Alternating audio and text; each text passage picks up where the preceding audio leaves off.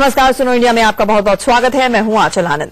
आज हम आपको दिखाएंगे शाह का मिशन बंगाल, साथ ही राजस्थान में राहुल ने कैसे किया चुनावी शंखनाद। बंगाल की तालिबानी भीड़ भी आपको दिखाएंगे, लेकिन सबसे पहले बात सैलाब से आए संकट की। आधे हिंदुस्तान में बाढ़ बारिश से हाहाकार मचा है, लेकिन तबाही वाले सैलाब में फंसे बच्चों के लाइव रेस्क्यू की जो तस्वीरें सामने आई हैं, वो दिल दहला देने वाली है।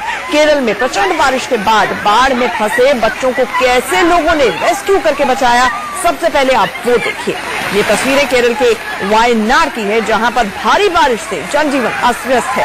जगह जगह पर लैंडस्लाइड और बाढ़ के हालात हैं। इसी बीच बाढ़ में फंसे बच्चों की जान पर बनाई और लोगों ने रस्सी और ह्यूमन चेन बनाकर डूबते बच्चों की जान बचाई।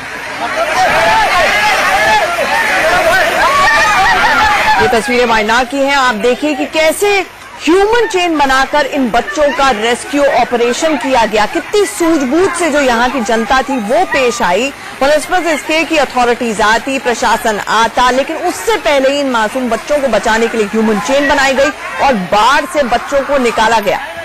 ये तस्वीरें केरल के वायनाड की है और अभी तक 29 जाने जा चुकी हैं केरल में बाढ़ के प्रहार से। और ये जो तस्वीरें हैं ये केरल के ही वायनाड जिले की हैं।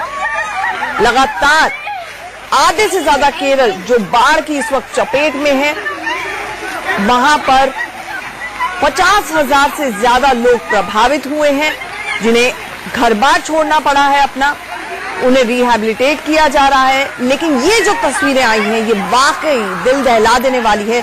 किस तरह से यहाँ पर कुछ बच्चे फंस जाते हैं और ह्यूमन चेन के जरिए लोग एक दूसरे का हाथ पकड़ के बाढ़ के पानी के बीचों बीच, इस सैलाब के बीचों बीच जो ये बच्चे खड़े हुए हैं, इनको बाहर निकालती है। ये डरा देने वाली तस्वीर केरल के वायनाड जिले की है। केरल के कई जिलों में मूसलाधार बारिश और बाढ़ के चलते अब तक 29 लोगों की मौत हो चुकी है। बारिश की वजह से इडुक्की बांध के पानी का स्तर काफी ज्यादा हो गया था, जिसके चलते 26 साल बाद इसे खोलना पड़ा। भारी मात्रा में पानी छोड़े जाने से पेरियार नदी खतरे के निशान को पार कर गई है, जिससे तटीय इलाकों सहित शहरी इलाके भी बाढ़ के पानी में डूब गए हैं। करीब आधा केरल बाढ़ से बुरी तरह से प्रभावित है और 50,000 से ज्यादा लोगों को अपना घर बार छोड़ना पड़ा है। केरल के मुख्यमंत्री पिनराई विजयन ने राज्य के बाढ़ प्रभावित जिलों का हवाई दौरा किया। केरल में बीते 50 साल में पहली बार बारिश से इतनी ज्यादा भीषण तबाही हुई है। आसमानी आफत ने केरल की तस्वीर ही बदल कर रख दी है। गांव, खेत खलिहान सब कुछ डूबे हुए हैं। गृहमंत्री राजनाथ सिंह रविवार को बाढ़ प्रभावित इलाकों का दौरा करेंगे। भारतीय वायुसेना ने केरल के बाढ़ प्रभावित इलाकों में राहत और बचाव अभियान में इस वक्त वो जुटे हुए हैं, तो एनडीआरएफ की 2 टीमें भी लोगों को सुरक्षित जगहें पहुंचा रही है।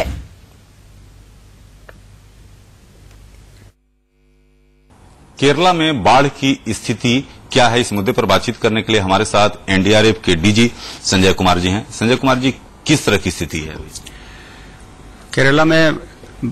जो बाढ़ की स्थिति है उसके साथ ही वेदर फोरकास्ट हेवी रेन्स का और जो डैम्स से पानी छोड़ा जा रहा है उसके मद्देनजर वहां पर टीम्स डिप्लॉय की गई हैं ताकि बाढ़ की जो भी स्थिति है उसे निपटा जा सके। हमारी 3 टीम्स पहले से ही वहां थी और 9 तारीख को 7 और टीम्स भेजी गई, जिसमें 4 टीम एयरलिफ्ट की गई थी। 10 को पुनः 4 टीम्स एयरलिफ्ट की गई। इस प्रकार से ये 14 टीम्स वहां पर स्टेट गवर्नमेंट के कोऑर्डिनेशन से सर्च एंड रेस्क्यू ऑपरेशन और इवैक्यूएशन वर्क्स में लगे हैं। तो आगे भी हैवी रेन की प्रेडिक्शन है जो और मुसीबत का सबब बन सकती है। बहरहाल राज्य में बारिश से बिगड़े हालात के चलते कई इलाकों में रेड अलर्ट जारी कर दिया गया है। वायनाड में 14 अगस्त तक रेड अलर्ट जारी किया गया है, तो इडुक्की में 13 अगस्त तक के लिए चेतावनी जारी की गई है। वहीं कोट्टयम, एर्नाकुलम, मल्लपुरम, पलक्कड़ और काजिकोड में भी हाई अलर्ट जारी किया गया है। चलिए रुक करते हैं हिमाचल प्रदेश के रामपुर का, जहां पर एक कार अनियंत्रित होकर उफनती हुई सतलुज नदी में जा गिरी। सबसे पहले आप तस्वीरें देखिए किस तरह से आईटीबीपी के जवान सैलाब में समाई कार को निकालने की जद्दोजहद में जुटे हुए हैं। कई घंटे की मशक्कत के बाद इस कार को उफनती नदी से बाहर निकाला जा सका। हालांकि इस कार में कोई भी नहीं मिला। स्थानीय लोगों की ओर से बताया जा रहा है कि इस कार में 2 लोग सवार थे जो कि देर रात गांधी खाड़ की ओर से जा रहे थे। इसी दौरान उनकी कार अनियंत्रित होकर सड़क से कई फीट नीचे सतलुज नदी में जा गिरी। हादसे की खबर मिलने पर आईटीबीपी हिमवीर के जवान मौके पर पहुंचे और रेस्क्यू ऑपरेशन शुरू किया। जवानों ने कार तो नदी से बाहर निकाल ली, लेकिन उसमें सवार लोगों का अभी तक कुछ पता नहीं चल पाया है। दोनों की तलाश में सर्च ऑपरेशन चलाया जा रहा है।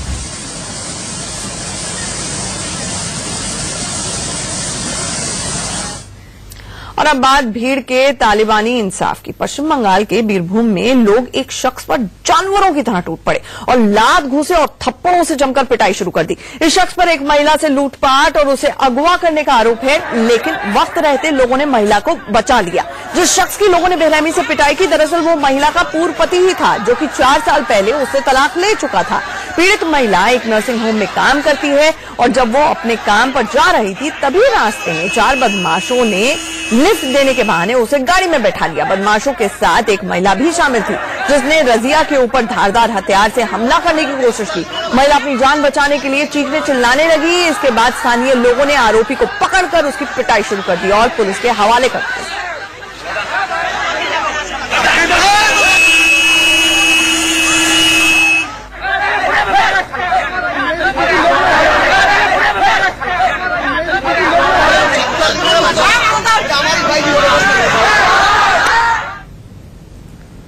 वहीं यूपी के कानपुर में भी कुछ ऐसी ही तस्वीरें सामने आई हैं। यहां पर गांव के प्रधान पर ग्रामीणों का गुस्सा फूट पड़ा। ये पूरा मामला कानपुर देहात के रसूलाबाद का है, जहां पर गांव के प्रधान पर अपने ही करीबियों को प्रधानमंत्री आवासीय योजना के तहत मकान देने का आरोप है। गांव के लोगों ने एसडीएम से इस घोटाले की शिकायत की। जब ग्राम पंचायत अधिकारी ने गांव के प्रधान राकेश यादव को बुलाकर पूछताछ की, तो इस दौरान मौके पर पहुंचे ग्रामीणों और प्रधान के बीच झड़प हो गई और गांव वालों ने प्रधान की जमकर पिटाई कर दी। इस दौरान प्रधान के साथियों ने भी गांव वालों से मारपीट की। मामला बढ़ते देख मौके से ग्राम पंचायत अधिकारी गाड़ी में बैठकर रफू चक्कर हो गए।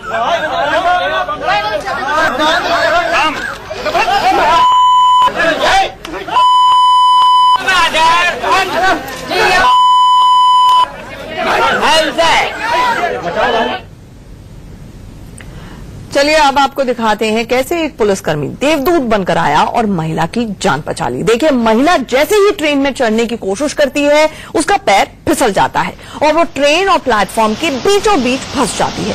तभी ड्यूटी पर तैनात जवान महिला को अपनी जान पर खेलकर बचा लेता है। तस्वीरें गुजरात के अहमदाबाद की हैं, जहां पर शुक्रवार सुबह मणिनगर रेलवे स्टेशन के प्लेटफॉर्म नंबर 1 पर चलती ट्रेन में ये महिला फंस गई और प्लेटफॉर्म पर तैनात आरपीएफ जवान संजय खावने की नजर इस महिला पर पड़ी। उसने फौरन दौड़कर महिला का हाथ पकड़कर अपनी ओर खींचा, जिससे उसकी जान बच गई। देखते ही देखते वहां पर भीड़ भी जमा हो गई। इस हादसे में महिला को किसी प्रकार की कोई चोट नहीं आई है। रेलवे स्टेशन पर लगे सीसीटीवी में ये पूरी की पूरी घटना कैद हो गई, जो आप देख रहे हैं।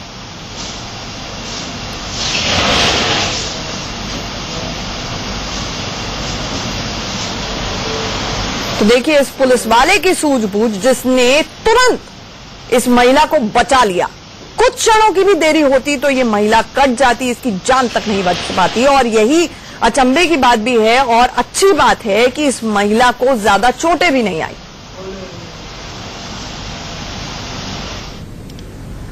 लेकिन अब बात हादसों के शनिवार की। देश में बारिश के चलते निर्माणाधीन इमारत और फ्लाईओवर गिरने का सिलसिला लगातार जारी है। आज 3 जगहों से हादसे की तस्वीरें सामने आई है। यूपी के वाराणसी के बाद अब बस्ती में निर्माणाधीन फ्लाईओवर गिरने से हादसा हो गया। तो वहीं पश्चिम बंगाल के सिलीगुड़ी में भी आज सुबह नेशनल हाईवे पर रेलवे ओवरब्रिज का हिस्सा टूटकर गिर गया। हालांकि इस हादसे में किसी के हताहत होने की कोई खबर नहीं है, जबकि आज तड़के गुजरात के वडोदरा के मांडवी इलाके में एक बिल्डिंग गिर गई। मलबे में एक ही परिवार के 5 लोग दब गए। घायलों को रेस्क्यू टीम और पुलिस प्रशासन ने फौरन मलबे से बाहर निकाला और अस्पताल में भर्ती कराया। अब सवाल है कि ऐसे हादसे बार बार क्यों होते हैं। ग्रेटर नोएडा के शाहबेरी, गाजियाबाद और दिल्ली में भी कुछ ऐसे ही इमारत गिरने की तस्वीरें सामने आ चुकी हैं।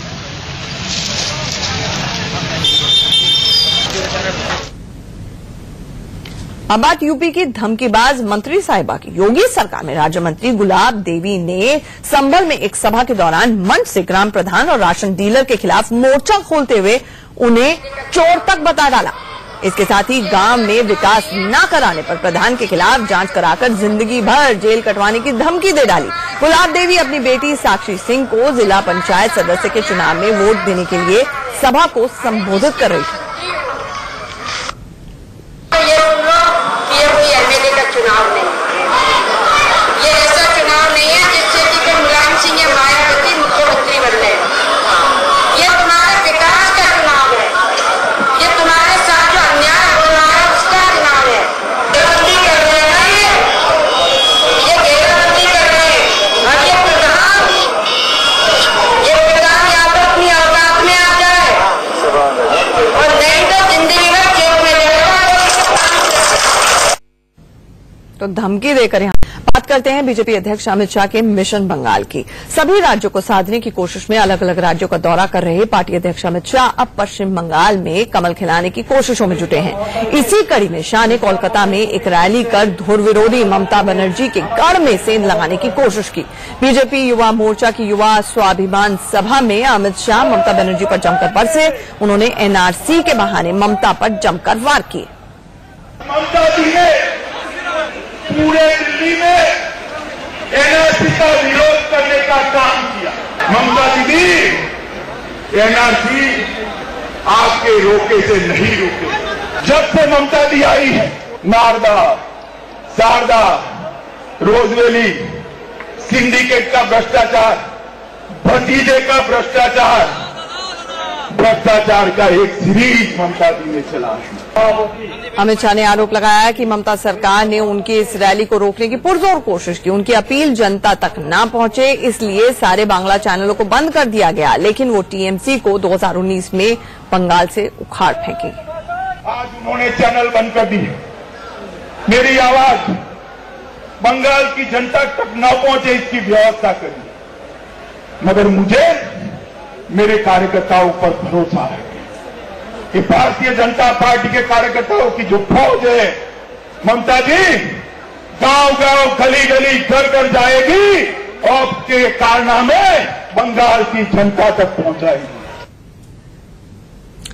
वहीं धीरे धीरे चुनाव की ओर बढ़ रहे राजस्थान में हर दिन बीतने के साथ सियासी हलचल तेज होती जा रही है। सत्ता वापसी की कोशिश में जुटी कांग्रेस ने आज जयपुर में पार्टी अध्यक्ष राहुल गांधी के रोड शो और चुनावी रैली कर चुनावी शंखनाद कर दिया। राहुल ने एयरपोर्ट से रामलीला मैदान तक पहले 13 किलोमीटर लंबा रोड शो किया। गुजरात की तरह राहुल राजस्थान में भी हिंदू कार्ड खेल रहे हैं। राहुल गांधी जयपुर के गोविंद देव मंदिर पहुंचे और भगवान कृष्ण के दर्शन किए।